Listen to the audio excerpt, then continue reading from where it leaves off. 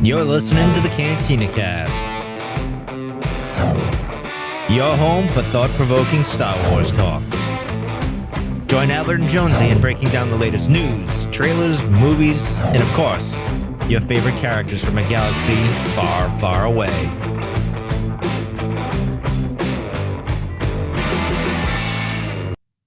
Hello, everyone. Welcome to the Cantina Cast. My name is Albert Padilla, and this is episode 638. So after the better part of 148 days now and counting, we finally have the full-length, full-blown trailer for The Mandalorian Grogu, and we're here to break everything down, get into all the details, and speculate, like I said on social media, recklessly about things that we can maybe expect to see as a result. And joining me with me is Chris. Chris, thank you so much for being here tonight, of course, as always. Hey, what do you think so far about the trailer? I mean, this is it's kind of a big deal. We were talking about it a couple weeks ago. I thought it would be last week. It turns out to be this week. I was off a couple days, but hey, whatever. How do you doing, man? Hey, I'm doing well, and I'm excited. I had to keep in a lot of my emotions when I first saw the trailer because I was like in a place where I really couldn't be loud. But no, Yeah. I really liked what this trailer showed us. I think it gave us enough hints to let us know, give us an idea of what to expect out of this movie, but they didn't show the whole thing. And Yeah. a lot of what I saw in this trailer, it took me back to old school Star Wars, and that's what the feeling that I wanted to get out of this trailer, and it exactly hit that spot. So I'm excited, and I can't wait for May 22nd. Yeah, and we'll talk more here in just a second about kind of our initial thoughts and all that stuff before we get into the actual breakdown. But first off, I want to kick things off by saying thank you, first off, foremost, to all of our Patreon members. Thank you for everyone at every level, even the free members. Thank you guys so much. It means a lot to us, and it definitely helps keep the proverbial lights on. But a special thank you to our now part of the tribe members, Alex, Danny, Dante, Daz, I've got a Brad feeling, Jackson, Jacob, Josh, Mike Borda, and Paisley, who's with us in the live chat tonight. Paisley, thank you so much for your patience. I'm sorry I've left you off on there. It was a clerical mistake on my part, so I will take full responsibility. But at least I had you in the credits, so I'm sorry about that. But Paisley's here, and she's been here for a few months now, so thank you for joining. Rita Reborn, Sharkman Dan, and Uncle Leon, and then our Delusions of Grandeur members, which is our highest tier, and that is Now This Is Rod Racing, Steve, and Rob. If you're interested in Patreon, you can scan the QR code in the corner of this screen and sign up for as little as $2, and we've got a bunch of special shows that we do exclusively for Patreon members, and there's going to be a lot more to come, especially as we get further and further into the release of The Mandalorian and Grogu. That's going to be a lot of fun to do. So a couple things very briefly. As far as programming notes, this Sunday, Chris and I will be back to do a way station. So we've been collecting a lot of different stuff from the news, right? That's been happening over the last few weeks now. And so we want to bundle all that up. So that'll be a Patreon exclusive. We'll talk about maybe this a little bit more, but then some of the other stuff like Galactic Racer is something I definitely want to sink my teeth into and really kind of talk about. Super excited about where that game's going. But that'll be Sunday night, 9 p.m. for Patreon members. If you're part of the video tier, you'll get to watch that. The audio will release just shortly after that. And then I've got a special plug. I will be on Star Wars Reactions. That's a show that's coming up on Thursday. I'm not sure if we're recording that live or not, but as soon as we're done recording it and it's made available publicly, I will link that out. But Aaron and I think it's Dave over there are really great guys. They're friends of the shows, and they've asked me to come on and talk about, well, guess what? The Mandalorian and Grogu. So I'll be talking about it all over again there as well. So that'll be a lot of fun to do. Okay, let's get into this because honestly, there's so much to discuss in this breakdown. So do you have any other additional kind of initial thoughts, impressions? I've got my own here, but I want to make sure you got your saying before we actually get down to the frame by frame breakdown of this thing. Well, the one thing that I really dug about the trailer is again, I explained how excited I am, and I explained how it made me feel like I was watching old school Star Wars again, which, guys like me who grew up with the original trilogy kind of yearn for, in today's age. Even though I love all of Star Wars, it's nice to go back to, when it was introduced to you, you felt like, and you were a kid and you kind of feel like a kid again, all those emotions.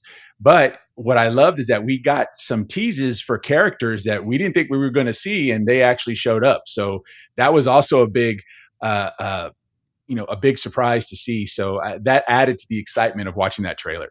Yeah. 100%. Like it was. So here are my initial thoughts. Number one, I enjoyed the amount of action that was in this trailer. It was very action oriented. There was not a lot on the plot. I'll come back to in a second because I don't necessarily think that's necessarily a criticism of mine as much as it is an observation. But very action oriented. It hit me with all the feels, some of the member berries that were there. It certainly set the tone for what this movie is going to be about, which seems like a lot of high energy, a lot of fun, a lot of gags and comic relief, and the baby. I mean, it's everything that we loved about the television series. The only thing I would say that I haven't really seen just yet, and I hope this gets played out more, is just that, what really attracted me to this show from season one was the father son relationship, right? And how that kind of matured over time.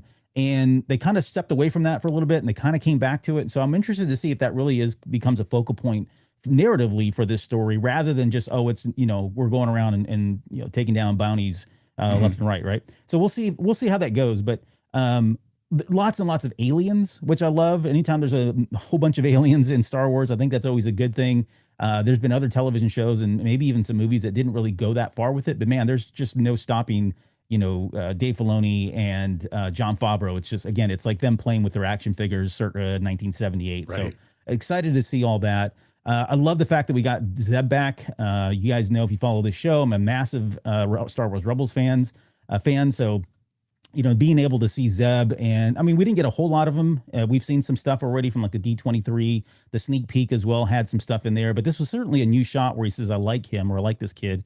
That was really fun to see. So we'll see how that goes out, and how he comes to life coming off the animated series. Pedro's face was another observation, right? They kind of just literally pulled the Band-Aid off, ripped the Band-Aid off, if you will, and said, look, he's here. He's going to be here. There's been a lot of talk, a lot of controversy about whether or not he would show up, whether or not he would actually be a part of this movie and just kind of do voice acting. He definitely looks to be a part of it. We'll see how long he keeps that mask on, and if that becomes kind of a contentious point storyline for him as well, whether or not to keep it on or off, or where does he lie with the rules and the regulations that the Bandos have versus what he's trying to do on his own with Grogu. All of that I think will get probably teased out in here. And then I think some of the just questions like I had as I was watching it, I didn't really get a good sense of who the antagonist is. I know I've seen rumors that Embo is the antagonist. I don't see how Embo, based on what I've seen so far, I don't know how he carries the movie as the antagonist throughout all of this. I think he is an antagonistic character in the sense that he's probably the one that brings in Mando and Grogu. But beyond that, I don't see how he becomes the full big bad, right? It seems like right now, if anybody, it's probably the twins, but I don't know. We'll see. There's more on that as well a little bit later. And then the last thing, two other things I should say. I love the fact that we got a new poster. That was kind of cool and a little bit unexpected since we had just gotten a poster. It wasn't that long ago. So they've really kind of done a couple of these. I was going to pull up the poster so I could show that. And I don't think I'm going to click the right thing here in time. So I'm not going to do that. But there is a new poster out. It's cute. Mando and Grogu. Grogu's on the back and, it says coming May 22nd. That was really fun. And then the one thing that just kind of floored me and blew me away, and I was all over this on social media, was Martin Scorsese doing a voice acting or doing voiceover for what I think is a character named Hugo, an Ardinian, which is that race that we saw in Han Solo, or the Solo Star Wars story. That was really unexpected. I don't know how. I mean, it had to be Jon Favreau that talked him into it. I think they've got a good relationship there. But yeah, super unexpected, and just one of my favorite directors of all time. I mean, I think he's done just some amazing work. He's right up there with Spielberg for me. So on a personal level, the fact that he's, I never thought he would be a part of Star Wars, and yet here he is lending his voice to this potential character named Hugo. So those are kind of some, I don't know, initial thoughts, things that were kind of going on in my head, but we can certainly get into this if there's anything else, or you want to add to any of that, we can get right into the actual breakdown. Well, just to touch on a couple of points that you brought up, you talked about the father and son dynamic that Grogu and Din have.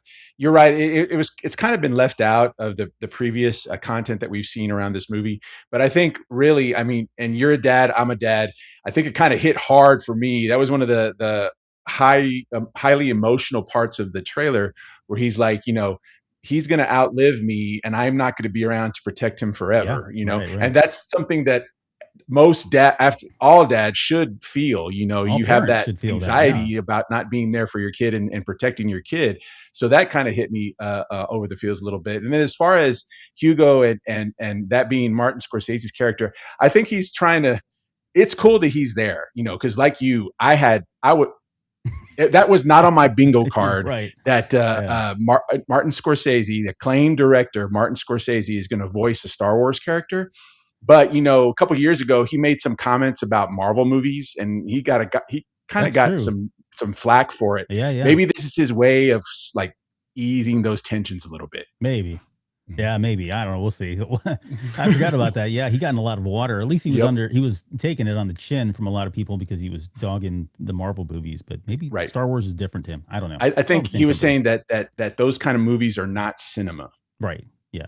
And now absolute you see cinema. Absolute cinema. Exactly. Now you see the memes going around with him as Hugo saying absolute cinema. I haven't seen those yet, but yeah, that's awesome that they've already gotten there. Okay. Well, enough jibba jabba. Let's get into the trailer breakdown. So I didn't cue this up in time, so I'm going to try to fumble through getting this set up here. I'm going to share my screen. We actually have the trailer. We're going to go, I don't know. I mean, we'll go pretty much frame by frame, I guess, if we need to here. But yeah, that'll be, let me pull this up here and let's get us back on here. I mean, not that you really need to see us, but we're here. Okay. All right. So here is the first shot. Now, first off, I posted a lot of stuff today on social media, but the minute I saw this, I was like, holy crap, it's The Force Awakens. Holy crap. It is Apocalypse Now.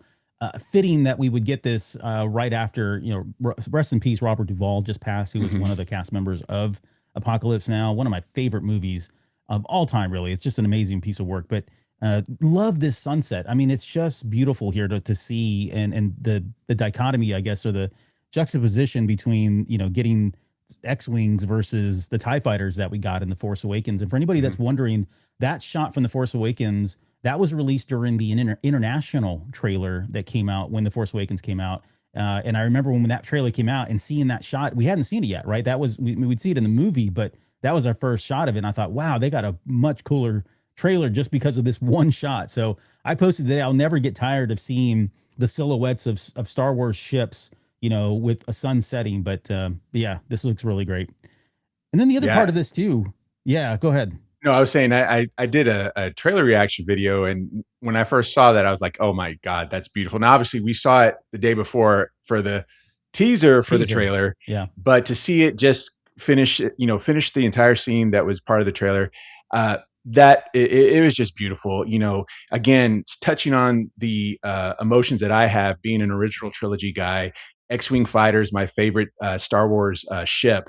To see them in the silhouette like that, I think you have the TIE fighters in The Force Awakens, and now you have the X-Wings and Y-Wings here in The Mandalorian and Grogu. They're perfect bookends, for this saga, this timeline in this saga. I think it's great. Yep. And this shot here, you've got a X-Wing that's just about to land. You've also got an R2 unit here. Oh, I didn't mean to go that far. You got an R2 unit here. It looks like a red R2 unit. But all of this reminds me of like Top Gun. You know what I mean? Like that scene in Top Gun where they're on the aircraft carrier and the ships are coming and landing. You've got the guitar playing and stuff. You got the heat rising off the deck of the aircraft carrier. Yep. I mean, it feels like this was done to stoke those types of feelings of Top Gun, which I am not going to argue with because I think that's another great movie. But yeah. And to top that, where you were explaining that you heard the Top Gun theme, at the corresponding scene from Top Gun, the movie itself. Well, here they were playing a very, very melodic version of the Force theme. Yeah. So and that's brass, with brass. Exactly, Yeah. And so that pulled on your strings as well. Yeah.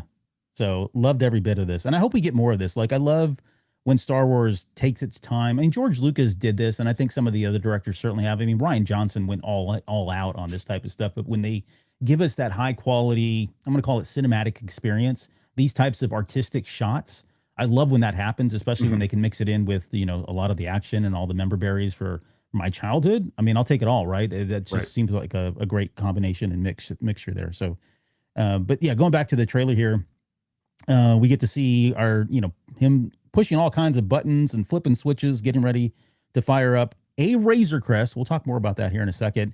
And then we get, our first comedic gag or bit of it not starting up the way it's supposed to. And then, of course, it's Grogu pushing buttons. I mean, look how cute he is smashing buttons there. Just let him press the buttons. Come on. Let him press the buttons. Yeah. Who cares if the ship? Who cares if the ship doesn't move? Yeah. He says never touch the buttons, which is the same bit that we got from the the teaser trailer, right? And he kind of puts him back in his baby seat, buckles him in, as Dad would do. Exactly. And so a lot of the talk around this is like, how does he come across this new Razor's Crest? Yeah, You know what I'm and saying? so yeah, and when we did go all the way back to the D23, which was the very first trailer anything we got, right? D23, this is 2024, almost 2 years ago now. When we got that trailer, that was our first shot of the new Razor Crest. And in that shot, for anybody that didn't see it or didn't remember, there was a moment in there where Zeb is flying the thing. You've got Mando behind him, you got Grogu behind him, and he says, "Good luck, you're going to need it." At that time, we said, or at least I speculated, we both speculated that was probably not his ship, simply because unless they're going to go through the process of trying to explain how we got the ship, I don't think it makes a lot of sense. I think it makes more sense that it's Zeb's ship and that he has been hired to bring him in or to kind of shuffle them around and drop them off and do that sort of thing, right? That to me makes more sense, narratively. But I also tease at the very end that wouldn't be cool if at the very end of the movie they kind of do an exchange. Hey, I'll trade you the Razor Crest for this N1 Naboo starfighter that I've decked out and is all metal, right? I can see Zeb really enjoying flying that thing more than maybe this thing. So I don't know where the origin story is here. They're going to have to explain it because I think people are going to be like, hey, what happened to the fact that it was blown up in season 2? But in my mind, this isn't the same Razor Crest. It's another model. It's a, what is it, S970 or ST70, whatever transport ship that these are. From a practical standpoint, it makes sense that he would use one of these in this episode, or had borrowed one, if you will, because he's now, if you remember at the very end of season 3 of The Mandalorian, that ends with him saying, hey, he goes up to Carson Teva on Adelphi Station, tells him that, he wants to do bounties and work for the Republic. And Carson's like surprised. They kind of mentioned that, they're going to keep this on the down low, but he's going to be doing bounty work for the New Republic, right?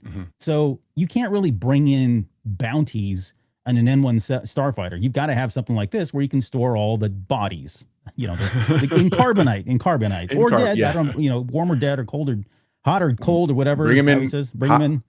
I can bring you in warm, or I can bring you in cold. There you go. Thank you for the line. But yeah, I mean, he's got to have more room. So I think practically it makes more sense for him to use this for this bounty stuff rather than just the little single two pilot N1 Naboo starfighter. But what do you think? I mean, do you think they're going to get into a long, lengthy explanation as to why the Razor Crest is back? Do you think this is his? Do you think it's Zeb's? What do you think? So what I think is there's going to be some type of exchange, whether it's the N1 starfighter for the Razor Crest, or if it's, hey, you can use this ship better than I can, let me take yours, something like that. It has to be explained, but I don't think it needs to take like a fourth of the movie. Just get it over with so that we can get on to the good stuff. But yeah, this is just another Razor Crest. I don't know if you remember in season 3 when he was looking for a new starship out in Tatooine, and I forget the lady's character's name on Tatooine, the mechanic. Peli Motto. She's like, I have something for you. And like, well, I hope it's a Razor Crest. I want a Razor Crest. So we know that there's more than one, that it's a class of, or a make of starship. So we know there's more than one. So this could just be another one. What a question that I might have, and probably won't get answered in the movie, but maybe with like in a novel or a comic book, is, we see here the yellow markings and stuff, and it is Zeb. It could be his ship. Is that like a Sabine touch there, because how she liked to mark up stuff. So that it'd be cool to try to get that explanation. Like I said, probably not in the movie, but in some other form of media that ties into this. Yeah. And you're hitting on something we talked about too when we did the D23. The markings were on there when we saw it, and we thought, oh, that's probably Sabine's, little custom art favor that she did for him to kind of deck it out. But yeah, we'll see. I don't know. They might explain some of that stuff. I mean, that's really deep, and it's really just going to be servicing the hardcore fans of Star Wars Rebels, but I'm down for that. Okay, well, we'll continue to move on here through the trailer. So they lift off in that you get the quick flyby.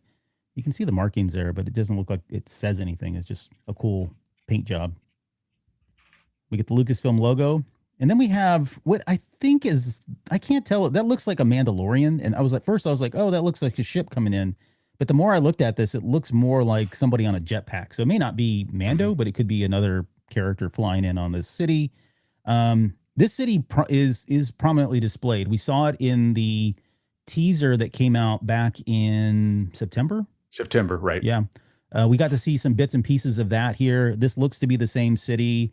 I know there's been a lot of speculation and talk today about what city this is. In my mind, it is Nar Shaddaa, and only because they teased us with Nar Shaddaa during the Acolyte. And while that may not carry a lot of weight, the fact that they're willing to bring that up and make it kind of canon, I think is pretty important.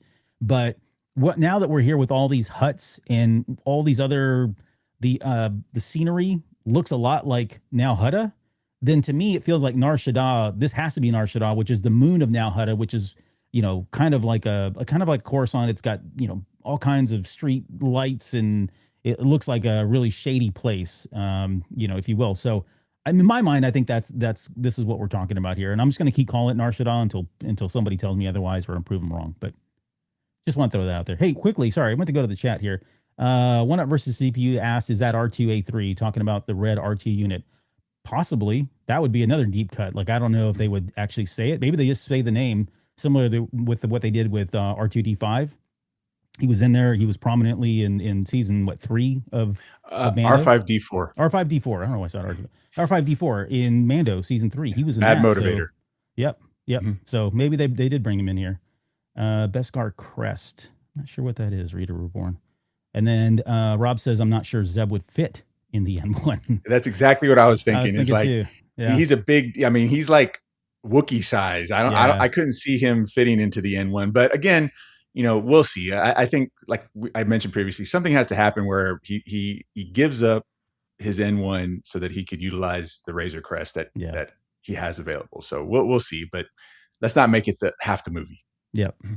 Dale comes in very confidently, says it's Nar Shaddaa. So maybe they've confirmed that now somewhere else. But it was always Nar Shaddaa to me, even back in when we got the trailer. All right, so back to the trailer here.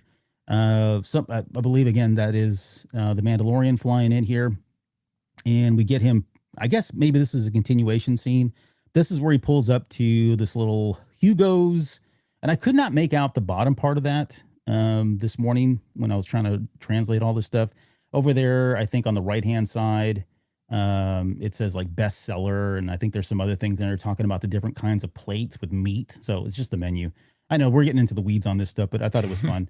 When I saw this, by the way, if you look over here to the far left, and you're not going to be able to see it on the screen, but over here on the far left-hand side, you can see one line of Aurebesh that's going up and down. And as it finally comes into focus and there's light on this, it disappears. But that actually says Rhoda. So like Rhoda the Hutt. So it looks like there's these posters off on the left-hand side that are advertising these gladiators that are in this arena that we'll see a little bit later. But I thought it was interesting to see that we've got a Rhoda spelling or sighting, if you will. So, but he walks up to what I'm assuming again is Hugo. He drops his New Republic credit, which seems to be a big deal for him because he's like, for that price, I'll tell you anything you want, right? Or I'll tell you, for that price, I'll tell you whatever you want. This is the character that is being voiced by Martin Scorsese. That was confirmed officially on Star Wars' website today, or at least on the Twitter accounts and the social media accounts. And it's interesting that we get another one of these characters back from Solo. As soon as Mando mentions that he's looking for a hut, he then says, "Close to the night, thank you," and then disappears. I mean, the obvious question would be, why is he so scared? But I would imagine if this is Nar Shaddaa, the huts run everything, and you don't really want to make your presence known. You don't want to get involved with them because no good's going to come out of it, right? He's probably just a business person, wants to keep his head low, stay out of all the trouble that's going around there, and make money and profit from all of these people that are, I don't know, intoxicated or having fun in the nightlife and all that stuff. So I get why he says that, but it's funny. I wonder if he's actually going to play a larger part in the story, or if this is really kind of a one and done type thing. Yeah, I'm curious to see that too. I mean, I'm thinking, it is Martin Scorsese, and would he commit to a bigger part than just a cameo? But I guess we'll find out. I mean, there'll be opportunities for that character to show up in later on in the movie after this scene. But I don't know. My gut says that we're just going to get this quick cameo so Martin Scorsese could say, "Yeah, I've been in a Star Wars movie," and then on from that. Right? Yeah. I mean, he could be somebody that pops up, not necessarily like a one and done cameo like this scene only. He could say, hey, maybe he worked something out with him, and every once in a while, Mando comes back and checks in, and he's got more information. He's kind of feeding him information. I can see that where it's very limited, and it only would require Scorsese to go in and record like, you know, a page of dialogue. And even though it equates to 2 or 3 scenes in the movie, that's probably not a heavy lift for him. So I can see something like that. But you're right. I don't know that he would just kind of come on, do these couple of lines here, leave, and just, you know, call it quits and say, hey, I was in a Star Wars movie. But who knows? Yeah. Nonetheless, it's a great character. Love the fact that we get an Ardenian again back. This scene here, we can pair this up with the scene from the teaser from September. Mm-hmm. So this now that it opens up these doors, we weren't really sure. I mean, I think back when we did the breakdown on that, we said it was likely a hut kind of place because we could see the symbols on the wall there. But it opens up and we can see the twins. But I do want to go back because if you remember from the teaser, these 2 big Sentinel droids on the left and right hand side, I can't tell. He does fight them at some point, and they're either out of commission. I didn't go back to look at that trailer. I can't remember if these were the positions they were in after he fought them, or if that fight is going to happen maybe after he comes out of here. But he does fight both of these in the teaser trailer, so we know that's going to happen. Do you recall if this was how that ended? So no, this looks different than that. What I'm thinking is happened is he's gone in to talk to the twins, and maybe something went bad. So they bring in those Sentinels to come in and kind of try to clean things up, and that's when Mando kind of takes him out. Yeah, that's how I think the sequence is. But I'm not sure because, you know, they play editing tricks all the time. So yeah, right. But just by seeing what we saw previously, then seeing here again, it looks like he goes in, he tries to converse with the twins. It goes south. They end up calling the Sentinels in, and Mando has to take him out. Yep. I think that's probably the better sequence because they do look to be in kind of a Sentinel position here. They're not moving like they were when he fights them. So begs to argue that does happen afterwards. That does look like a B super battle droid back there, doesn't it? Yeah, it does. Yeah, right over her shoulder. And these are the twins. So if anybody doesn't remember, the twins appeared in the Book of Boba Fett. They were cousins of Jabba the Hutt. And after Jabba, was killed and power was lost, they kind of came in. They argued. They had Black Chrysanthemum, or Chrysanthemum now as he's named. And they tried to fight Boba for that. And then eventually they just kind of gave up because they felt like, hey, it's just a piece of rock. And really what it was is they were scared, I guess, by the Imperials, if I'm not mistaken, at that point. So they ended up leaving shop. So it's cool that we got to see them back here in the Book of Boba Fett. That's kind of that world building stuff that that Filoni's been talking about doing for the past, 5-6 years, ever since D23 in 2020 or 21. So it's good that we're seeing some of this stuff come back. Yeah, I think from the Book of Boba Fett's perspective, I think you remember Bib Fortuna was the daimyo of Tatooine, and I think he was essentially a puppet for the twins. And then they take him out, and that's what lures the twins out. And then I believe, the twins wanted to, avoid the Imperial entanglements, but they also didn't want to get into conflicts with the Pikes. And remember, that was the whole conflict on the Book of Boba Fett. That's right. And they were trying to avoid conflict with the Pikes. So that's why they kind of took a step back and like, okay, you can have this rock and we're done. Yeah. I mean, it's a sound argument, because if they do come back to Nar Shaddaa or now Hutta, there's a lot more there for them, especially in Nar Shaddaa. I mean, there's a ton of money to be made rather than sitting on this rock, this desert rock of Tatooine. Like, who cares? Why Jabba decided to pick that place up? I don't know. Okay.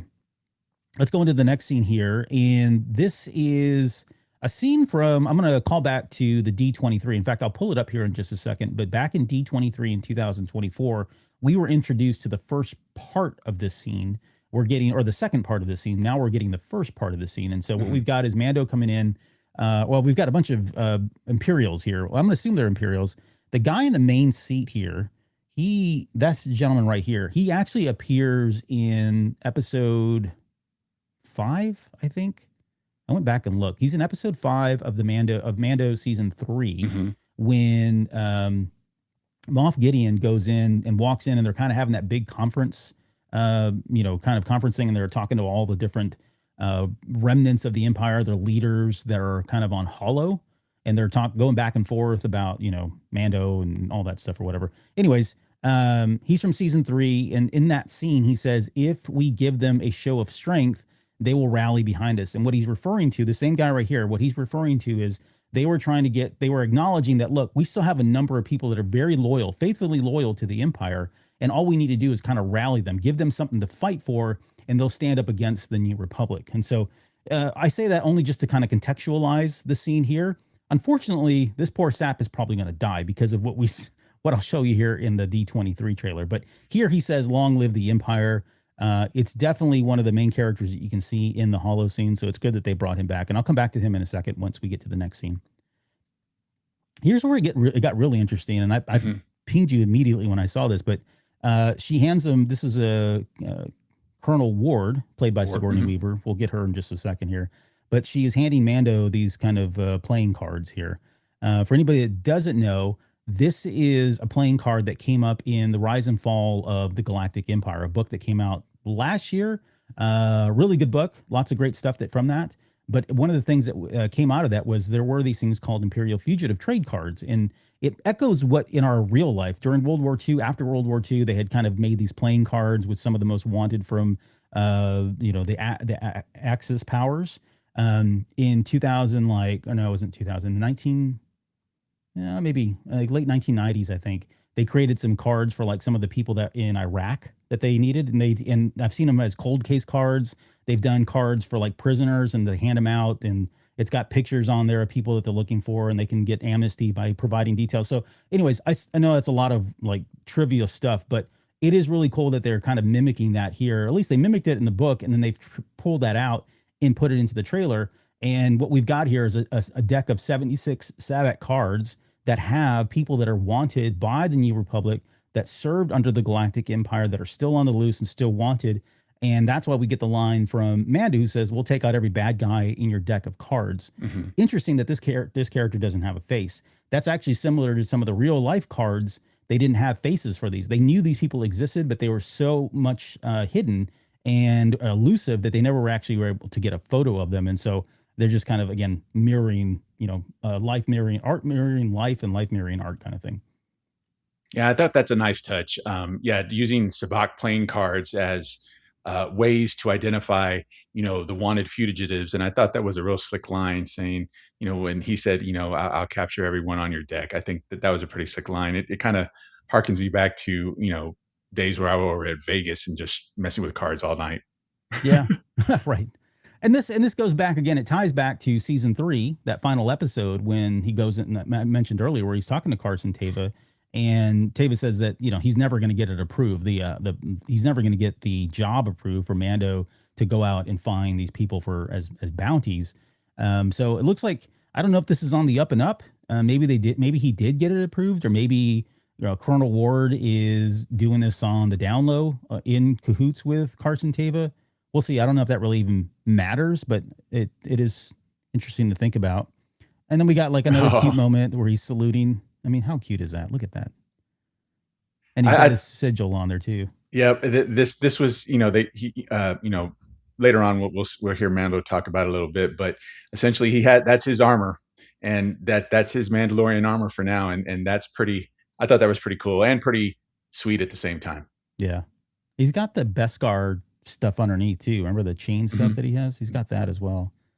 But yeah, and this is of course on a Delphi base, which is kind of like that tropical base that we saw in season 5. Okay, so this goes back to that scene now. So here's the first part of that scene. You've got Mando coming in. He's spraying this the flames down with his flamethrower, really as a cover, right, to kind of shield him from as he's coming in. These guys can't see. They take cover, as you can see here. That allows him to go in, grab the blaster rifle of this stormtrooper on the right, and point it at the stormtrooper on the left to take him out. So he gets shot in the face. And then he shoots him in the knee to take him down right there. As he falls down, he turns around and gives him one quick shot in the head, I believe, or it's in the chest right there. Mm-hmm. So to take him out. So this is the first part of that scene. Then we cut over to the scene from the D23 stuff. And in the D23 stuff, we get to see what happens next. So I'm going to try to pull this up very deftly. I don't know if it's going to work. There we go. So as you can see here, this is the next part of that scene. So Again, this was D23, wasn't shown, so I'm not going to show the video. We have the video, I'm not going to show it, but you can see here that chair is where that Imperial officer was sitting. And if you look closely at that chair, there is a smoldering bullet or blaster hole in that chair. So likely Mando comes in, kills that person. Maybe there's some dialogue that happens. I can't see him just coming in and killing him cold blood. Maybe that guy tries to pull a blaster on him or something. But either way, that guy dies. And then you got everybody else freaking out here. When we broke down this trailer, it's a Patreon exclusive. So I'll plug Patreon. If you're a Patreon member, you can go out and listen to it or watch the video of it. But when we broke down this trailer, one of the things that we were questioning was whether or not these guys had their arms, like hands bound. Like you can see him with his hands together. Maybe, maybe not. He could just be pleading to, hey, don't kill us too. But I think that the interesting thing here is that these do look like Imperial folk. Like they look like they're wearing Imperial outfits. Some of them do. And some look like they're wearing just kind of traditional, I don't know, high officer or important people in the galaxy or that region garb of some type. I don't know. Any thoughts on I guess what we're seeing here? And I'll go back to the trailer because that was really the only thing I want to show you is the kind of the aftermath. Yeah, I think what we're seeing here is we're seeing these high-ranking Imperial officers. They're kind of dressed in a mixture of what their official uniform is, and then in plain clothes because they're trying to hide out. I think at this point, this group of people, they know that they're being hunted, so they're trying to blend in where they can. It's like, we saw that one officer that ends up getting shot on the chair. He had his Imperial uniform, but there was he had a big old jacket over it, where you can see his rank badge and everything. But he had a big jacket over it. So I think what they're doing here is, they're trying to hide in plain sight because they know they're being hunted. Yeah. That's fair too. That's another dead giveaway. And I forgot to mention on the right-hand side, that stack of pylons, metal pylons or decorative furniture, whatever it is, you saw that in the other scene as well. So it's definitely a continuation of it. But, it's Mando doing Mando stuff and being cool as he kills stormtroopers, which we all love. The next shot looks to be a Delphi base. You've got the U-Wing. So this was shown in the teaser, I think. I'm getting them all mixed up now. That was our first scene, a shot of it. So at some point, it looks like they are using a U-Wing and this was one of the ships from Rogue One, of course. But yeah, it's really nice, really neat. They've got a bunch of X-Wings that was really cool to see. You've got a couple Y-Wings in here as well. You got one up at the top. You got one on the side that's parked down here. And that was really it. I didn't really see any other ships that stood out to me, but I didn't really look that closely either. But either way, it's a cool shot of seeing them land on a Delphi base. And then you get Sigourney Weaver's character, Colonel Ward, talking about this isn't revenge. She continues that line by saying it's about preventing another war. So I have a question about this. She's saying it's not about revenge. I didn't know how to take this as in, is she telling him it's not about revenge, like, hey, you need to calm down kind of thing? Or is he arguing that, hey, I need to be going after bounty hunters and not, Road to the Hutt? Because Road to the Hutt is really, he's a gladiator or whatever. Maybe it's the twins. I don't know. But it feels like there's a conflict here, or maybe it sounds like she's trying to resolve the conflict that exists between them and what his clear mission is here, whether it's going after bounty people for revenge versus doing it for, actually preventing a new war. Yeah, I think what it sounds like they have a different opinion on the ways to the end or the ends to the Motive? means. The motive, exactly. It sounds like they both want the end game for what they want to accomplish is the same, but the method to how they get there is that I think that's where they have the difference of opinion. But again, that's something that we're gonna probably tackle with until we actually see the movie. Yeah. We get so before she finishes that line, we get this shot here, which is kind of a neat shot. It's a first-person perspective shot of the mouse droid.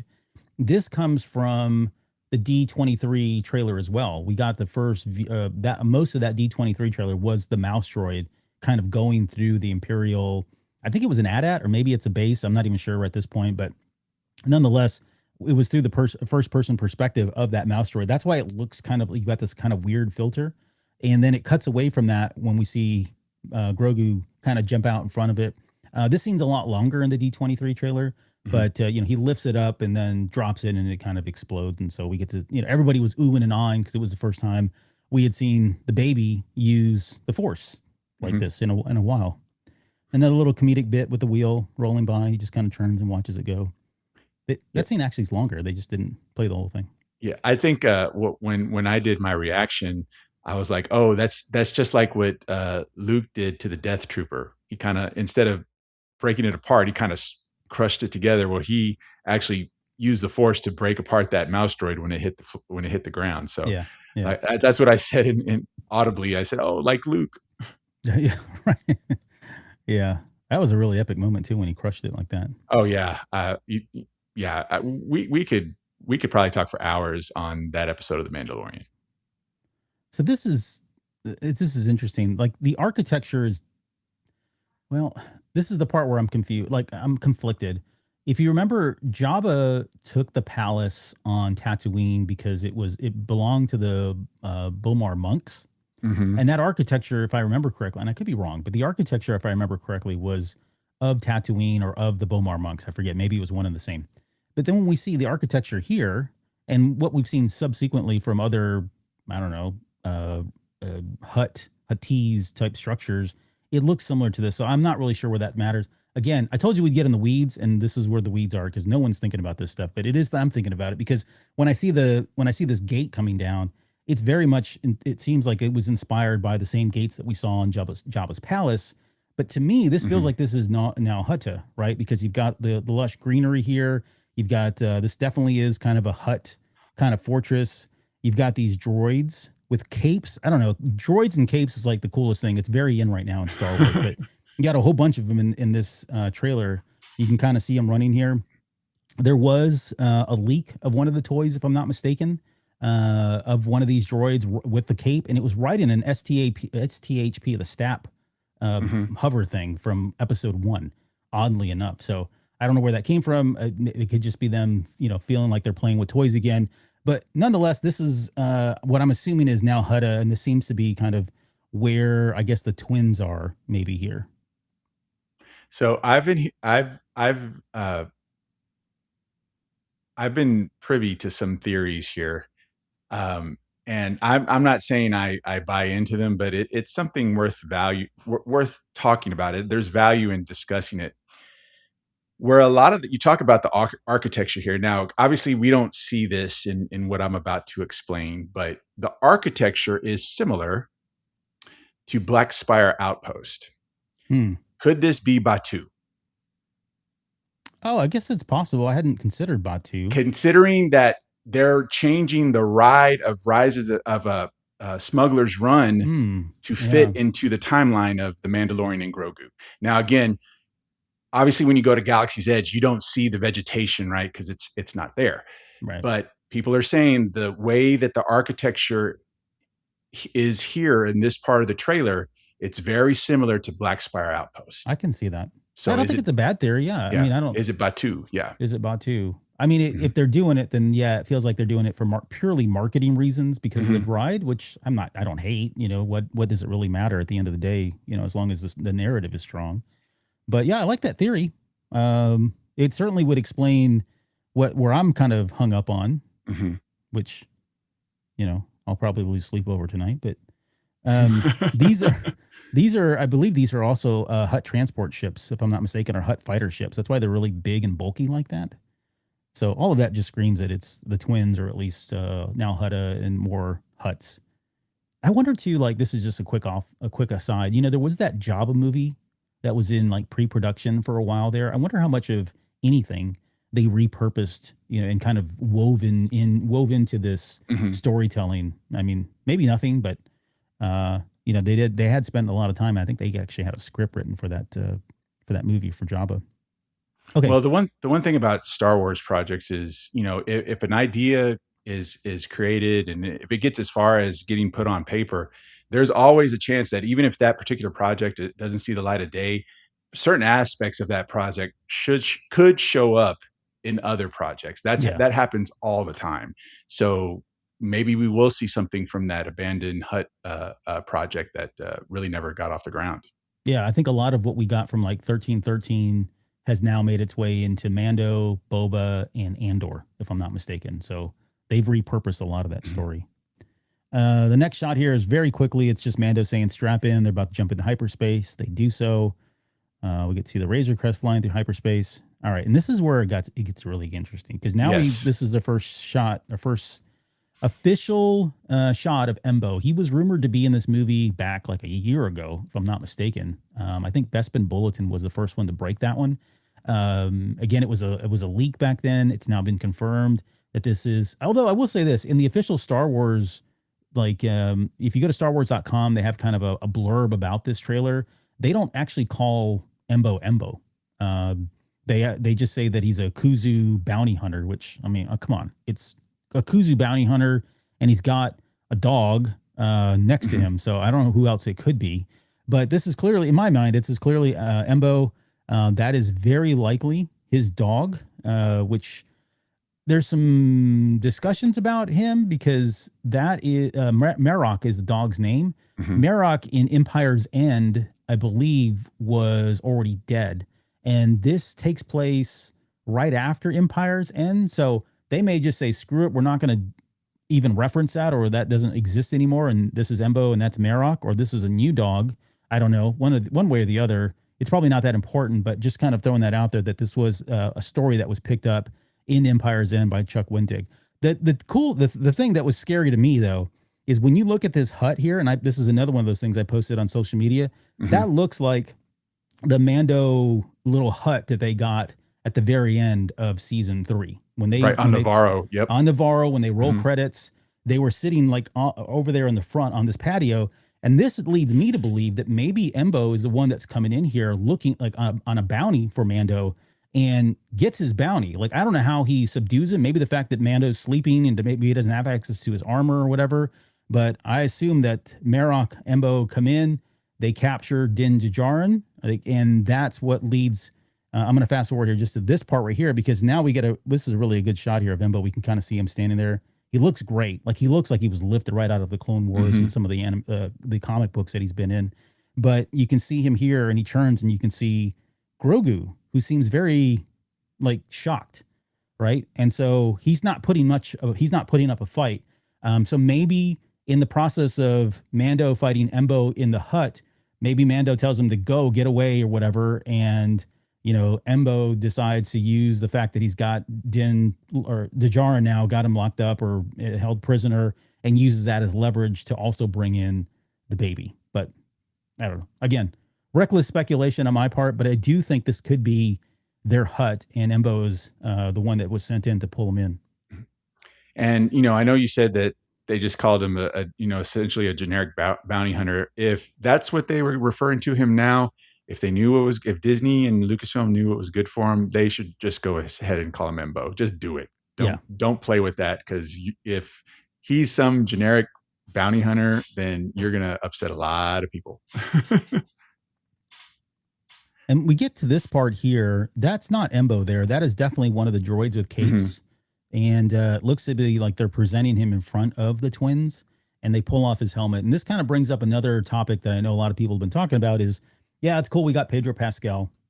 But I guess the ramifications from a purely lore perspective is, what does this mean now for the character? When we look at the 3 seasons of Mando, he was on this journey of purity, right? Wanted to abide by he was like the purist. He was like a pilgrim of sorts. Wanted to make sure that he followed all the rules.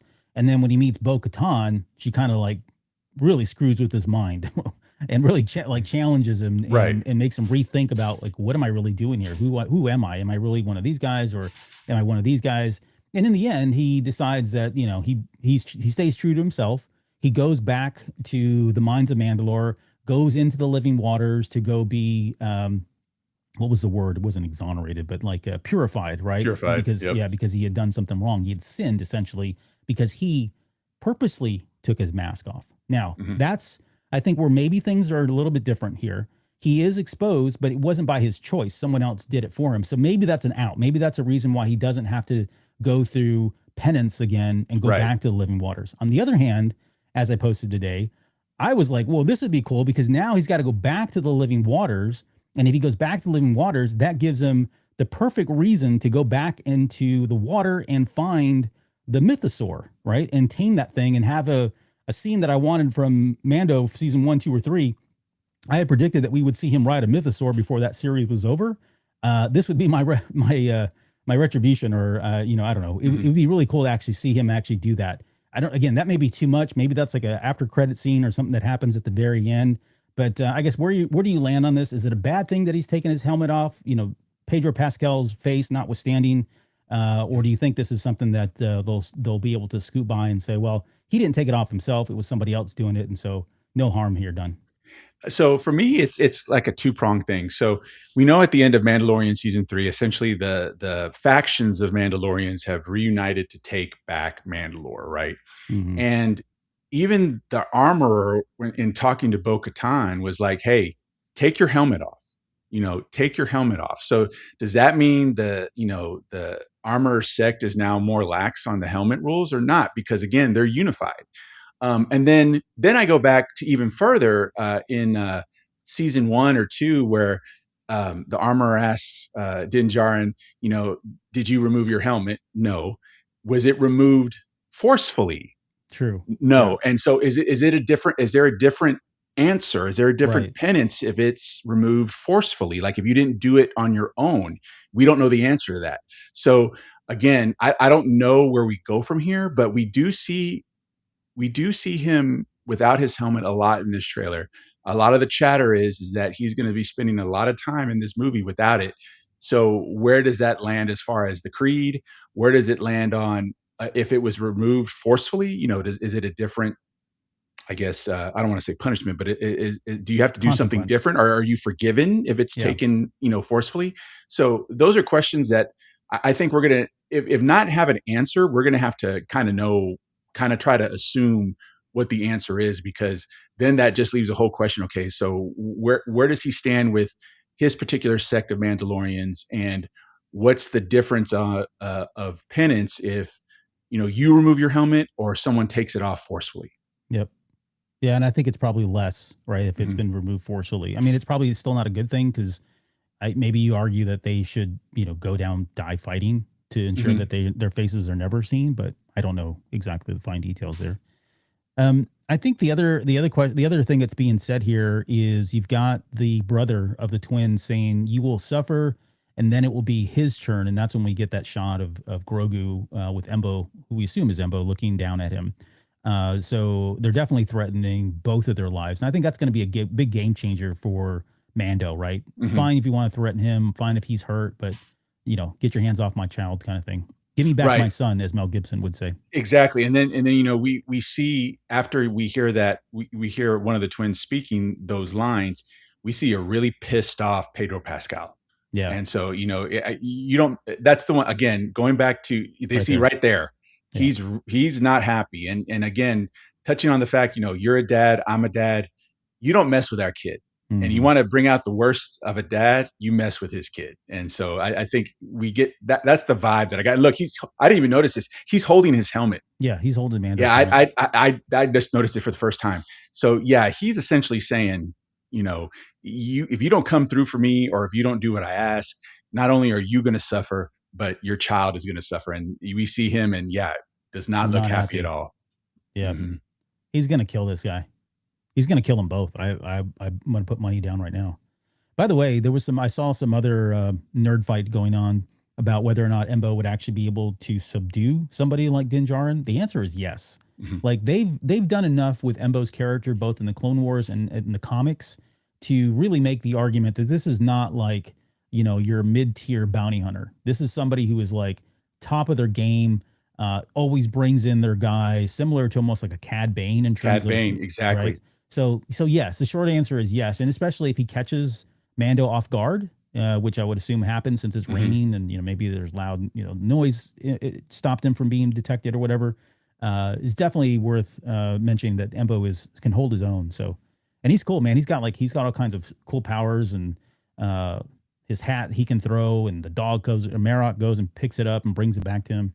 It's a really neat character. And he was supposed to be killed off, if I remember correctly, in the Clone Wars in that one episode. And they loved him so much they kept him around, but that's neither here nor there. Yeah. Okay, we get on May 22nd. This is where we got the gear up now, and so we get to see what I call if you've ever seen the movie Commando, where Arnold Schwarzenegger starts putting on all his gear, and they keep showing you that, and there's 80s cheesy music popping in. I hope John Favreau does this. Like, this is so like right up his alley that he would do something like this, or maybe like a Taika Waititi would do it. But you get to see him putting on his little wrist shooter there. He's got his sigil, which is his armor. He gets to put that on, and that's the best part right there. Just tightening that up. That reminds me of when Captain America tightens his shield strap. Just like, that's right that too. little quick tight. Yeah, he pulls it real tight. Yeah, that's what it reminded me of. Yeah, I mean, it's a trope that's been played out for a pretty long time, but it's really cute that they've got Grogu. I mean, and just the puppet, man. I'm so glad they used the puppet again for all of these shots. Mm-hmm. This shot's interesting because you've got the Razor Crest, and I cannot tell what kind of ships those are, but there's two. Looks like there was three. You can see one on the right-hand side, just in front of. I don't know if you can see my mouse here on the screen, if that's going to actually carry over, but you can see one ship right here. You can see another one. You can see the vapor trails. Right. Of that ship on the left-hand side, and something's been blown up in the middle. So either it was another one of these ships, or there was another ship that they were flanking. So I don't know where this is at, but we're going to see the Razor Crest in action, flying around. So what I've heard is those you call them the Hutt transport ships. Yeah. Those are just like another angle of the Hutt transport ships, but I don't know if I buy that because they just don't look the same. But no, again, the other ones are they're kind of bulky and they got a flat bottom. Mm-hmm. And that was to accommodate the Hutts because they're big, small. Yeah, exactly. So yeah, I don't know that's the case. Let's see. Sorry, there's a couple of different questions in here that I haven't been paying attention to. Let me see where I could go to. Dale's confirmed he's definitely Embo. The question was whether or not it was removed by somebody else. Yeah, exactly. We kind of covered that about whether what is that? What are the ramifications for that? Do you think Keanu Reeves will play the great Darth Revan? No, not anymore. Maybe 15 years ago. And then One Up versus CPU says, I'm thinking it's more of an enemy took it off. You got to fight, then put it back on to prove your toughness. And then he also says there was a High Republic character with a hat like that. Yes, that was Maz Kanata's friend that lived on Takodana. Keep me honest, One Up, if I've got that wrong. But that was another cool character. She was really cool. I can't remember her name now, but she was in the comics as well. So, okay, back to the trailer. We get to see that quickly, that battle there, air battle. I was trying to look at some of the parts. I could have sworn there's a person right here on the left-hand side, but it's too blurry to make out. Yeah, it's tough to see. Similar to like the opening to episode 3, when we got to see that clone trooper. Yeah, when the Arc fighter gets blown up and you see the clone trooper being sucked up into space. Yep. Yeah. So probably not that, but here's the Anzellans. We don't get a lot of them in this trailer. We've gotten a lot of them in the other trailers already. So we know they play a big part in this. I know there was a leak of one of the toys that they've got like an Anzellan starship, which is not a huge spoiler. I mean, they've got their own ships as well, but they do seem to play a bigger role. Like in the D20. No, it was in the Star Wars. It was either maybe it was in the teaser trailer. Yeah, the teaser trailer that came out last year. They showed them running around in the sewers with Grogu. So it does look like they are going to get separated at some point. We're going to have kind of these two parallel stories, and maybe this is the part. Maybe Grogu gets away and he's on a mission to free Din Djarin again, because I think that's what happened in season 3 as well, right? Right. But so maybe they're doing something similar, and so he enlists the help of the Anzellans to find whatever they need to get Grogu or to get Mando freed from the Hutts. I don't know. And that's a big topic that has come out of this trailer, is that are we going to see a more independent Grogu? Because a lot of people are saying that if we do see that, we see him more independent, that it's going to be, technically they're father and son. Technically, he's been taking care of him for the most part for, the last, the 3 seasons of Mandalorian, and then most of the footage that we've seen so far in this movie. But now, can Grogu be a true partner in the adventures? And that's where a lot of people are like hoping that that's kind of how the storyline goes, is there's going to be a time where they're separated. Mando's doing his own thing, Grogu's doing his own thing to get to the end game of where they both need to be successful in whatever they need to do. So I think I personally would like to see that. I'd like to see Grogu be a little bit more independent, be a little bit more in an element that he'll be, he'll succeed in, and then become not just, essentially someone that Din Djarin needs to take care of, but essentially a partner in their adventures. Yeah, and I think that it's been a natural progression ever since season one. He was very protective. The baby couldn't do much at all of anything. And then we saw that progression happen, especially after he came back from training with Luke. He Mhm. actually had, we don't know how much time had passed. I think, oh boy, I don't remember how much time we speculated had passed, but it seemed to have been a couple months, if not like 6 months. It wasn't just a couple days with Uncle Luke. He was there for a while. So, he trained in the use of the Force. Plus, he had some training there on it was Concordia, I believe. I don't think they ever officially said, or maybe they did. But the one of the moons where all of the bounty or the Mandalorians were in the caves, remember? Mhm. And he was going through that kind of youth training with the other youth. So he's had training here and there. My personal opinion is I don't want them to rush this because we've got to make sure that, like, I've got questions about a whole nother show that we can do on where the heck is Grogu by the time we get to the Rise of Skywalker, right? Right. So you've got to pace yourself. You got to give Grogu time to be independent and show that he is developing as a character, both in the ways of the Jedi or the Force and in the ways of the Mandalorians. But at the same time, you don't want to rush it to where he's completely independent, because then now you've got a loose story thread here, or you've got a tragic situation where he doesn't make it out of the next 15 years before we get into the Rise of Skywalker. You get what I'm saying? Like, No, that's a great point. That's a yeah, great point. Is you want it, you want the evolution to happen, but you want, and the maturation to happen, but you want it to happen as naturally as possible. yeah, You don't want to it's just have to happen overnight, because then you're exactly right. Then it tends to have him be able to do his own thing, but then it leaves that part of the story open. Is like, okay, well, what the heck happened to him right, after the right, fact? and, So and no, it that makes makes perfect sense. and it makes marketing sense too. Like, you're going to milk this kid for all it's worth, right? So Definitely. the more he's kind of dependent and still, quote, the baby and being taken care of. I mean, that's the part that I love as a father, but it certainly sells a lot of stuff too. So you don't want to you don't want him to grow up too quickly. And we got to remember, from perspective wise, I mean, Yoda lived over 800 years, right? Hmm. What's her name? She was up to like Yaddle. Yaddle, wasn't she like 700 or She something? was like right under there. Yep. Yeah, she lived it pretty long too. So their lifespans are completely different. So Yeah. even though 50 years has passed, he could just have aged, what we would consider maybe like 6 months or a year at most by that Right. point. So, Exactly. And anyways, they addressed that. And of course, all Star Wars fans know it, but they address it in this trailer where he's Din Djarin says, he's going to outlive me by centuries. yeah, And he yeah, knows that already. So yeah, yeah, it's they yeah, I agree with you. It's good to see him doing his own thing for a bit, but then again, have it be as natural as possible, not just try to have it overnight, because then again, it just opens up a Pandora's box of questions and essentially loose storylines that we may not potentially get any answers to, and of course, that's going to be frustrating. yeah, yeah. I definitely want the answers before I pitch out of here. Exactly. And this is the line. So this scene here is where we get the line that he will live for centuries beyond me. Hmm. What was the exact line? I had it written down here somewhere. This kid will live centuries beyond me is what he says. And you've got Grogu walking with a stick, which I think is wonderful because, Yoda had one. It seems like these Yaddle didn't necessarily ever have to have one, but it felt like this was something that's specific. Maybe they have like bad hips or whatever, but I don't know where this is at. I think this is probably now Hutta as well, just because it feels like we're going to be landlocked there for a while based on what we've seen so far. That may not be Hmm. true, but based on what we've seen so far outside of the Hoth planet, most of what we've seen seems to be around this kind of greenery, lush kind of planet. And with Nar Shaddaa in scope, then it makes sense that we would be on Nal Hutta. What he's doing here, I don't know. I like this next shot here, though, where he's kind of sitting on this log.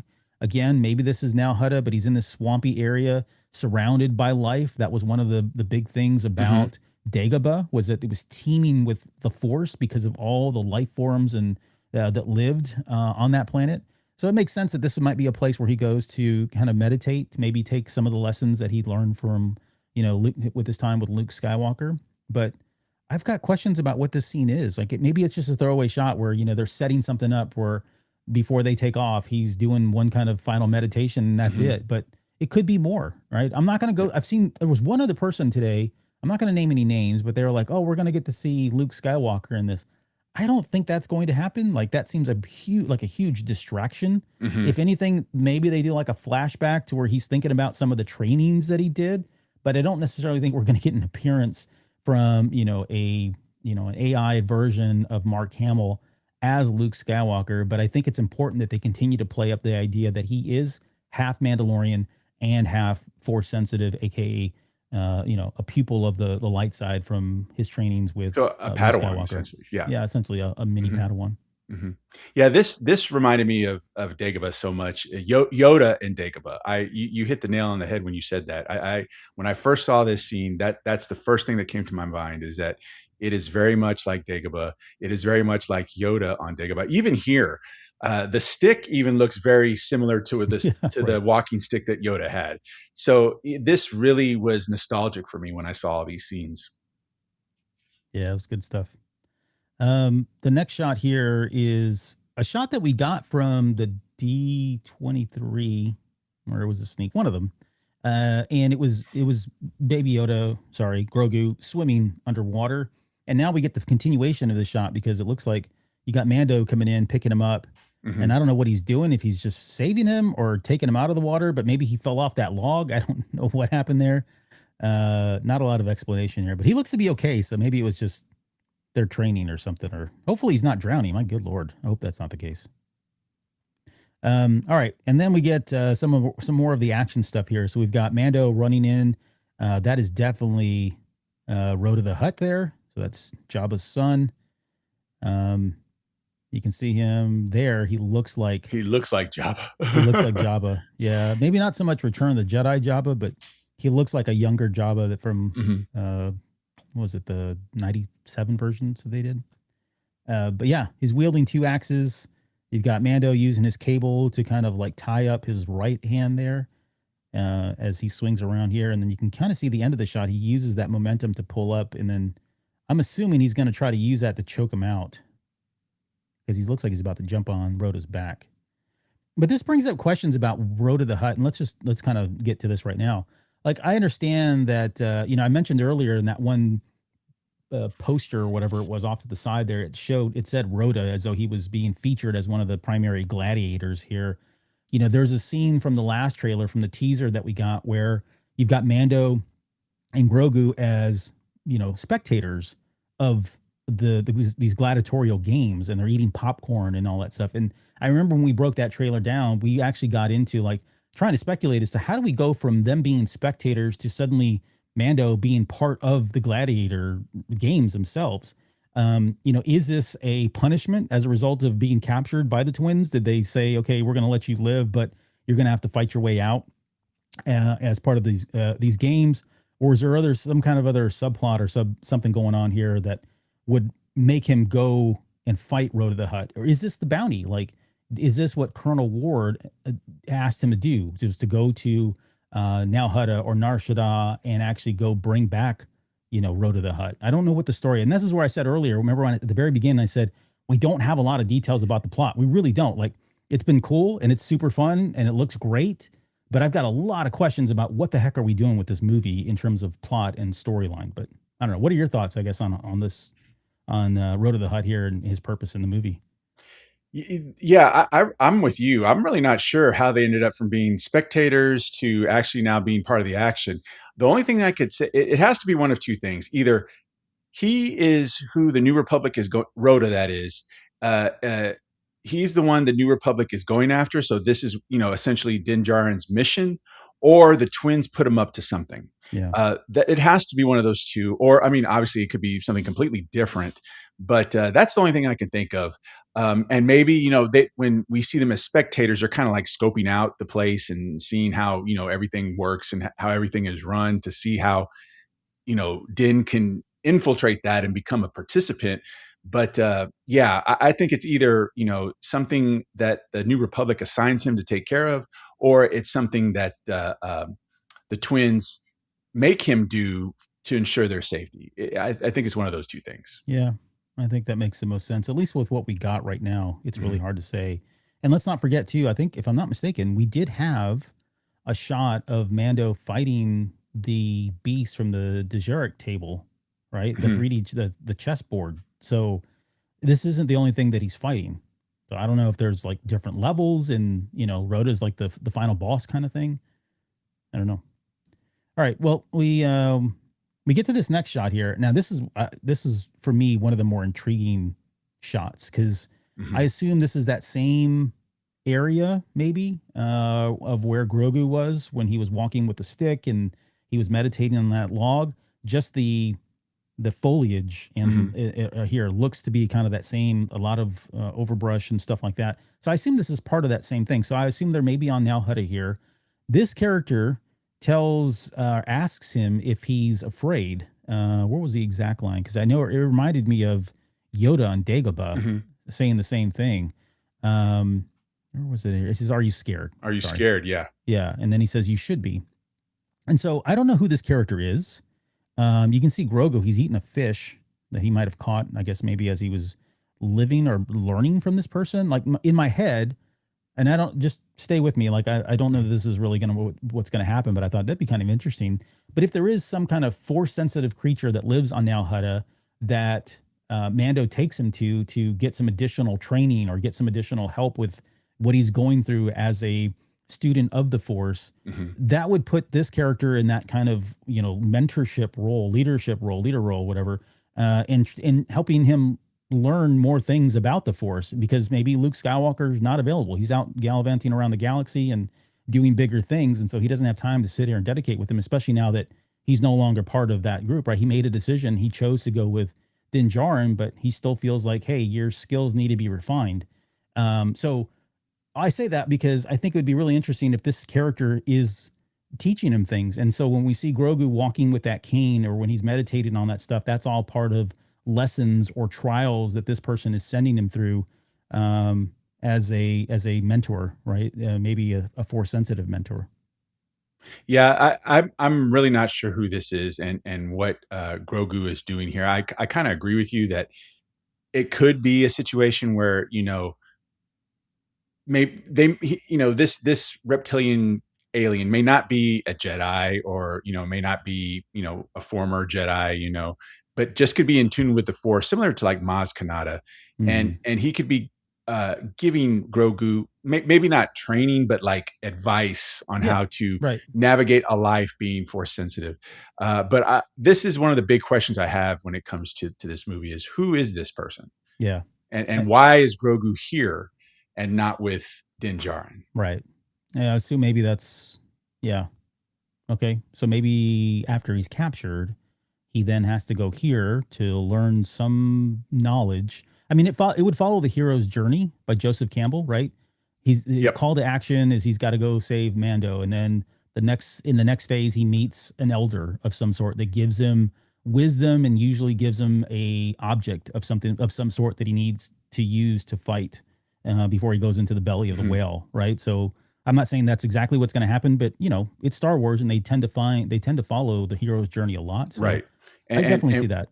We all know Dave Filoni is a sucker for the hero's journey. So if it's going to show up in a Star Wars project, it's going to be in something that he's in charge of. So I agree with you 100%. Yeah.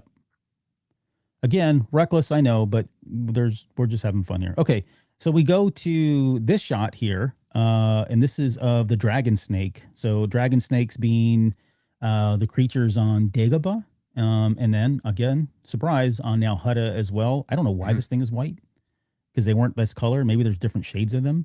But this seems like, similar to what Jabba did when he sent Luke and the Gamorrean guard down into the pit with the Rancor. This might be their version of it. Maybe there's a trap door they opened up, and he falls down after they threaten to kill Grogu. He falls down into this pit of water, and now you've got him having to fight this dragon snake all by himself, similar with what Luke did with the Rancor. How he beats this thing, I don't know. He's got to have some weapons, I would assume. Something, yeah. He's got no force. So good luck, dude.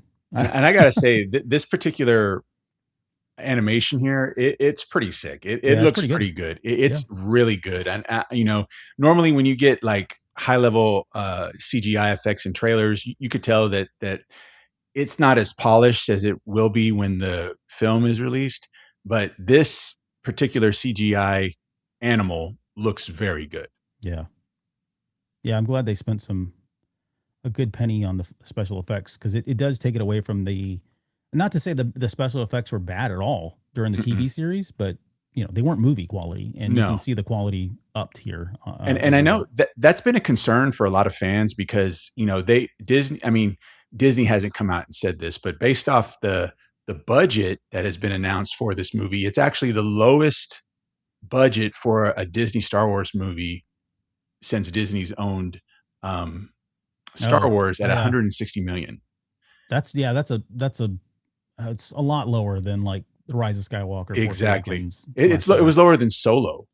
So, geez. Yeah. And so a lot of folks are like, okay, well, that probably means they're going to utilize the volume a lot, which I don't have a problem with, but I know a lot of folks aren't real big fans of the volume and when they set the backdrops using the volume.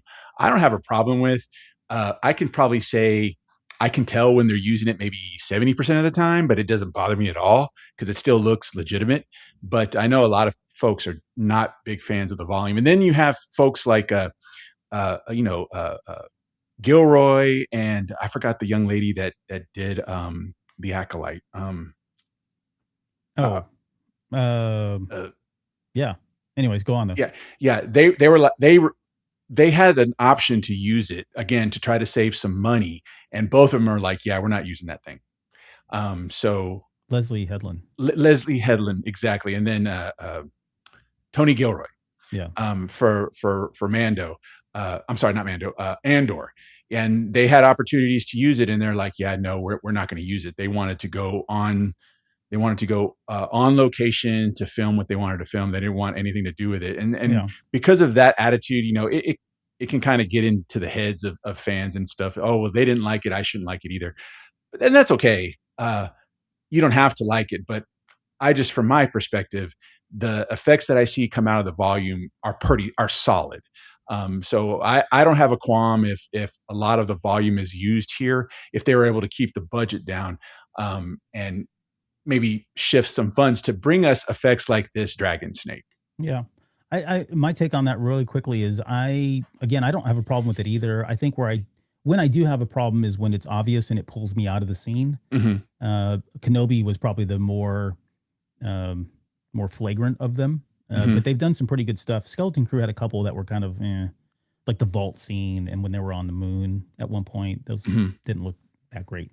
So, but this could be a sign that they're going more with practical effects, which is something they've done a lot of, and something that I know, like even these flybys that we see of the Razor Crest. I mean, those were all done with practical effects. They weren't CG. So, it just that may be ways to keep the budget down. But I think when you look at the story, if it is really kind of isolated to just a couple of different locations, and they're not, again, gallivanting all across the galaxy with huge amounts of special effects, it feels like a very, I don't want to say it's an episode movie, because I don't even think that's fair. I can see the arguments of like, hey, this just looks like, one really long episode of The Mandalorian season 4. But I definitely see where, because of what we're dealing with here, there's not a reason that they have to spend a ton of money on this budget. So that doesn't necessarily equate to being a bad movie either. You have a lot of great movies that don't spend a lot of money at all. Right. It's just about the story. And that's, at the end of the day, what's, really, what we're looking for. And I think if the story is solid and the fans enjoy the story, I think any blemishes that we may see in visual effects or, in the use of the volume, I think will be easily overlooked. Yeah. I mean, to the comments. Sorry, Star Wars. When we watched the original trilogy back in the day before the special editions, all the starships had those horrible matte lines. We didn't complain. The blocks. Exactly. Yeah, those were. You got to be old to remember those. Rob says, I see this as Embo takes Mando from his house and Grogu is left behind. Then Grogu goes to the Anzellans and asks them for help to rescue Mando. Oh, I can see that. That's a good way to put that. Paisley says, it is so pale and shiny, maybe sunlight or reflection off of Beskar would harm it. Oh, interesting. Yeah. Yeah, like maybe a vampire. It does feel like it's hanging out in the shadows here. So maybe it's exposure to long periods of light hurt it. But man, that's a tall order right there. It is.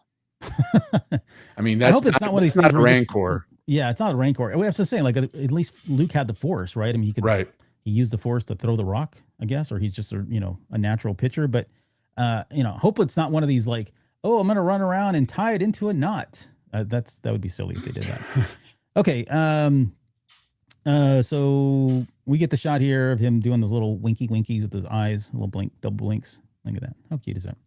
And then we get this shot, which was another part of the teaser last year. It's Zeb kicking a bunch of stormtrooper butt here. He's jumping around. It's not. I think it was longer in the last one, but that's really all we get to see. But it's cool that we get to see him using his feet, which are basically, he can grab with those as well.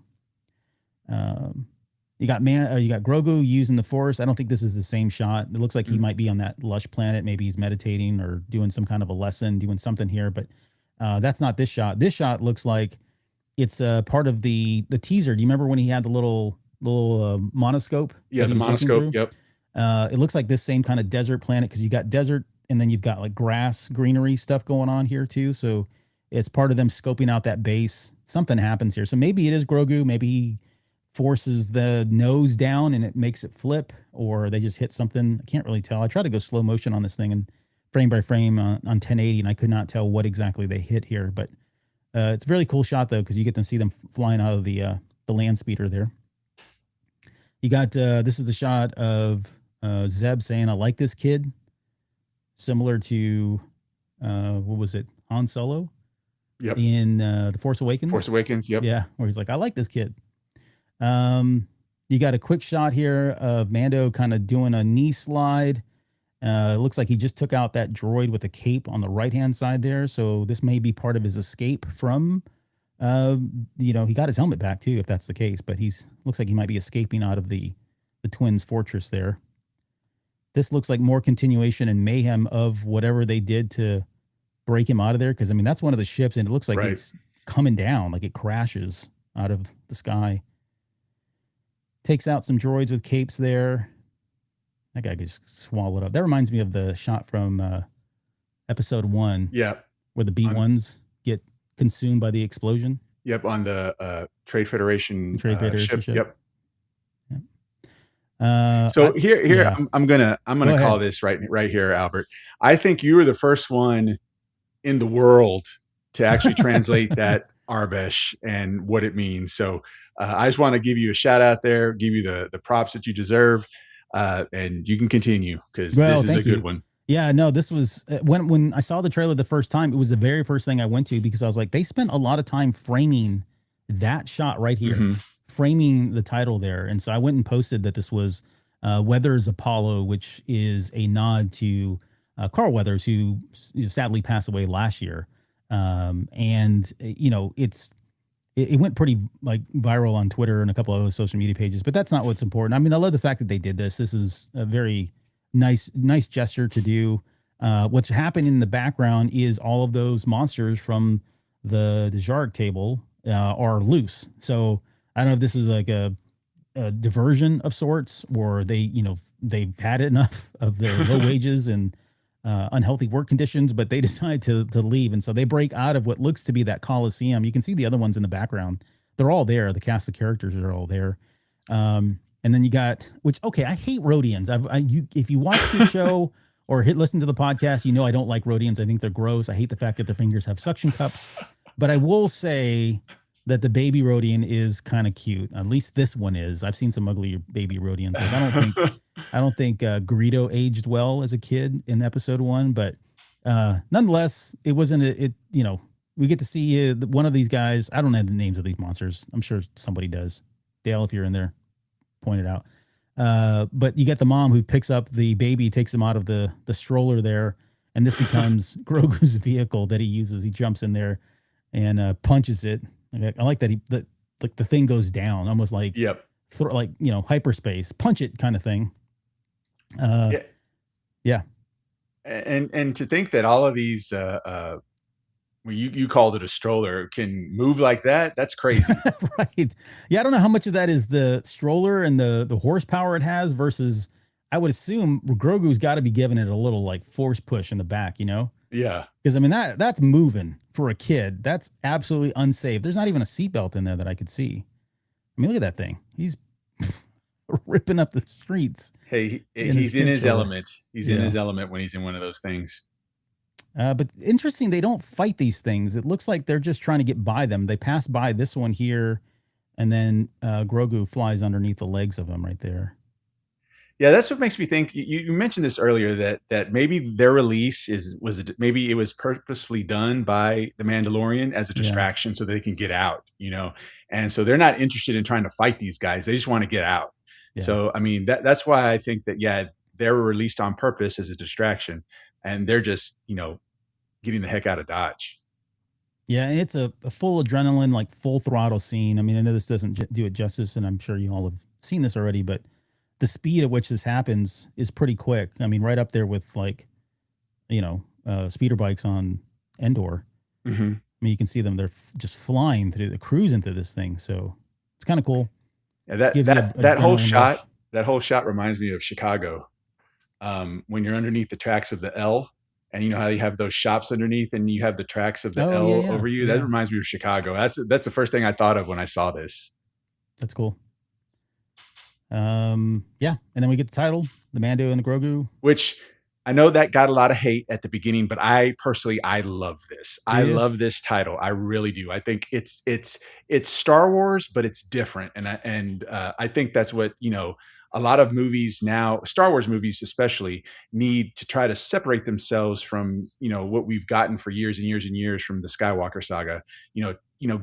Make them similar, but give them their own feel to it. And I think this title card really does that. Yeah, I'm warm to it. I'm still not the biggest fan, but I get it. I mean, it's pulpy. Even the font and the logo and the way it's spelled out, that's exactly what they're going for, and I totally understand that. It's not lost on me. But I don't know. I may come around to loving this, but I don't love it yet. I just kind of like, okay, it's whatever.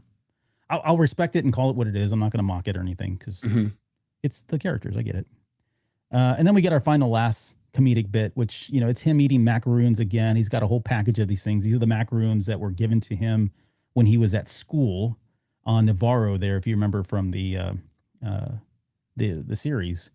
And this hits home. Like, this was probably the most relatable thing out of the whole trailer for me, because I mean, how many times have we told kids, let's save the rest for dinner? Like, you're going to ruin your appetite. Stop eating those. And what kid doesn't do what Grogu does right here, where he's kind of like, churned his side and going, I'm going to eat this one anyways, right in front of your face. So typical kid move right there. But, oh God, he's just the cutest thing, isn't he? And look, you mentioned this earlier. You can see that chainmail armor underneath there, right by his neck. You can see it. Yeah, you can see it there. So obviously we knew he was going to still have it, but that confirms that it's still there. Yeah. No, good call. I didn't even notice that. So, and then we get Forge Frimax, which, you and I have been talking about how we're going to see this movie with FanForce Austin. I'd love to do, I'm going to see this in regular theaters and all that, but I definitely have to get an IMAX viewing in before this thing leaves the theaters. Like, it's going to have to happen. Yeah, I'd like to see it in IMAX first, especially since is this the first Star Wars movie that was filmed for IMAX? I know they've screened the Star Wars movies in IMAX, but I don't recall if there's been another Star Wars movie where it was actually filmed with IMAX cameras. Oh, yeah, that's a good question, because they all had IMAX releases. They did, Trilogy right? Did exactly. Solo did, even Rogue One. Right, but they were cool. They were cool to see on an IMAX screen, but you could tell the aspect ratio. The aspect ratio is off. Yeah, exactly. But this one was actually, you're right, it was filmed with IMAX cameras. So that's different. Exactly, and so that's why we talked about it briefly, with the group earlier, that hey, it's filmed for that. We need to try to find a good place to see this in IMAX on opening night. Yeah. Yeah, I don't know. Someone will have to chime in on that one too, because I'm not exactly sure if this is the first one that's. Yeah, I'm not sure either. Yeah, there could have been another one, but as far as I remember, I think this is the only one that was actually filmed for IMAX, or forged for IMAX. Forged for IMAX. Okay, well, let's end it on maybe we don't have to answer these questions. Honestly, they're more rhetorical, I think, at this point, and maybe we can do another show on this.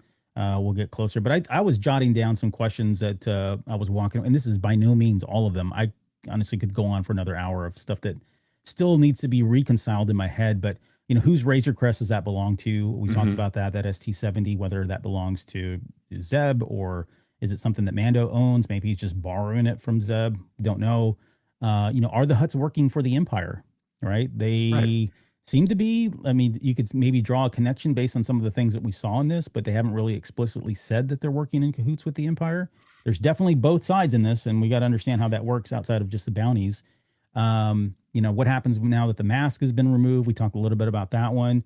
I had another one in too, but will we see IG-11, right? When we last saw IG-11, he had been reconstructed from the droid head that he found at El Delphi Station. Remember, it was up there, and Mando was like, "Hey, can I have that droid head or whatever?" And the next thing you know, they show him, and he's now like what was he? He was like the marshal of. He's Navarro. the marshal of Navarro. Yeah. So, from what I think there's actually a figure release of IG-11 as the Marshal of Navarro for this movie. So there is a good chance we'll probably see IG-11 again. That would be cool. And he doesn't necessarily have to be a part of the movie. Like, I don't expect him to be going on missions, but if at some point they do go back to Navarro, then we would see Grief Karga again. We would see IG-11 and some of the other characters that, I guess that's really all because Cara Dune's now left and done other things. So, but it would be neat to kind of see them. I had another question about, will somebody say I have spoken, right? The Kuiil kind of impact on the series. He's such a beloved character, and his sacrifice meant everything in season 2? Season one. Right, season 1. And so it would be cool to see, just if they're going to go down memory lane, like as they've done with everything else, why not throw Kuiil in there? We talked about, why were they watching the gladiatorial battles and then suddenly became a part of it. A question that I had too was, does this movie focus on the relationship between Mando and Grogu more than we have seen, at least in the trailers? Like, it's there, and he certainly talks about the child. He's certainly concerned about the child living on for centuries beyond him, and that he's not always going to be there to protect the child.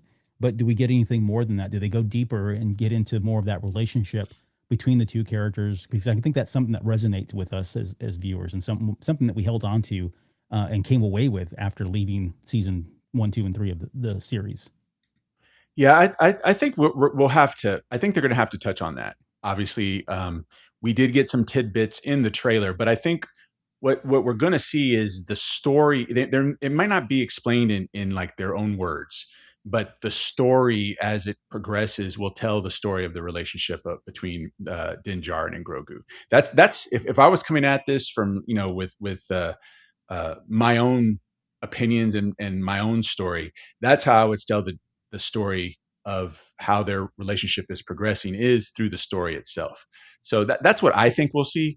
But of course, it would behoove Filoni, and it would behoove Favreau to not ignore or take that aspect of this part of the franchise lightly, because you, myself, and I know a lot of other fans are invested in the relationship between Din Djarin and Grogu, and we need to see that progression. Again, whether it's they flat out explain it or it's told in between the lines of the story, it has to happen. Yeah, I would agree. That's definitely have to touch on it. One quick question that I have, and then I've heard other fans talk about, is like, where does this movie fit in the timeline of the Filoniverse? Because we have, Ahsoka season 2, and then we have that Filoniverse movie. So we have to figure out where that is. Allegedly, we don't know. Yeah, that movie's been not talked about in some time, and I think some of that might be the fact. I think you and I talked about this. It may just be that, hey, now that he's got this new role, they may be trying to see how this movie does, take an attempt check to see where this is at, and then if it does really well, then they kind of move forward. If not, maybe they call an audible and change gears and do some other things. But you're right. I mean, it's something that we need to understand, like, where does this fit in? And here's what I'll say too. Maybe we can just end on this. When I was talking to Gustavo, who's he runs Triad of the Forest, good friend of ours. I was talking to him about this, and he was like, "This, I wasn't really vibing with this trailer." And what I told him was, I was kind of the same thing. Like, I walked away like, "Hey, this is going to be a great movie. It looks like a fun movie," but it felt like there was something missing for me. And I think now that I've had time to sit with all of this, certainly talk through it through the night, I think for me it is more about because I mean, for the hardcore fans like ourselves, I want to know what the bigger picture is. So speaking to what you were just talking about, that Filoni verse and that final movie, how does this fit into that? Right. is this just going to be a fun, frolicking ride through the galaxy with Mando and Grogu and, comedic bits and gags and stuff and like that? And that's fine. Like I'm all down for it. I'm going to stand in line. They've got me there. Right. Mhm. But I kind of do want to know and see, where does this fit into the larger arcing storyline? What's the weight of this movie? Is it going to have any weight? Are there going to be kind of, repercussions or ramifications of what happens in this movie that impact Ahsoka season 2 or impact the Filoniverse or impact whatever series they've got planned or whatever movies they got planned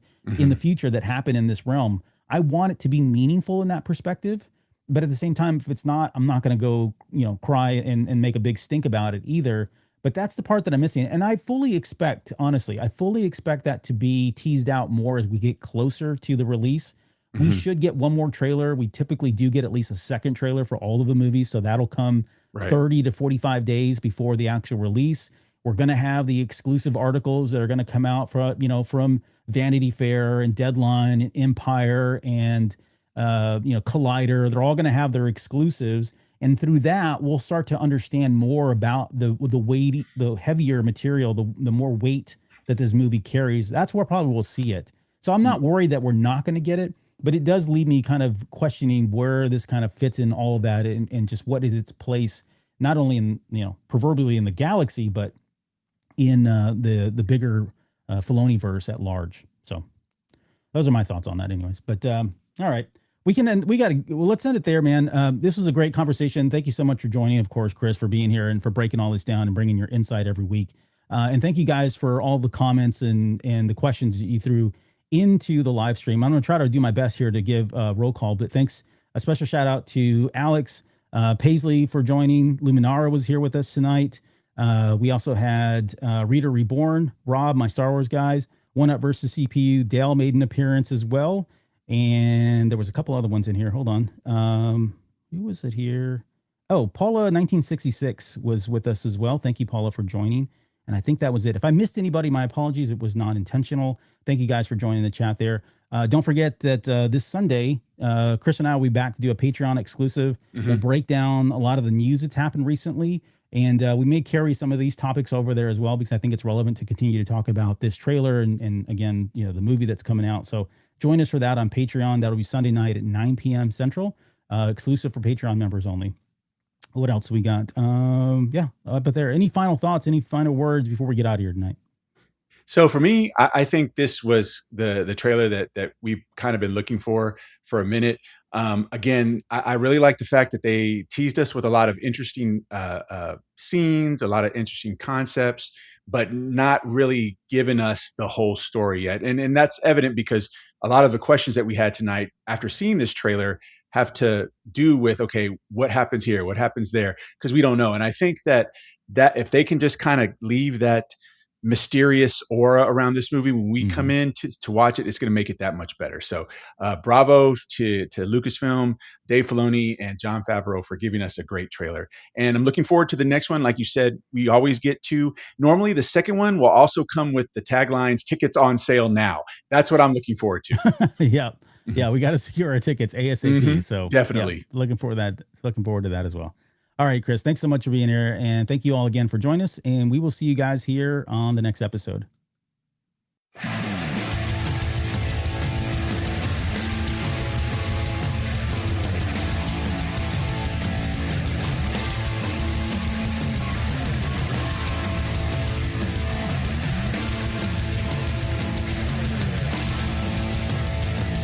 You're still listening? Wow, that's amazing. Well, I'm here to give you the disclaimer.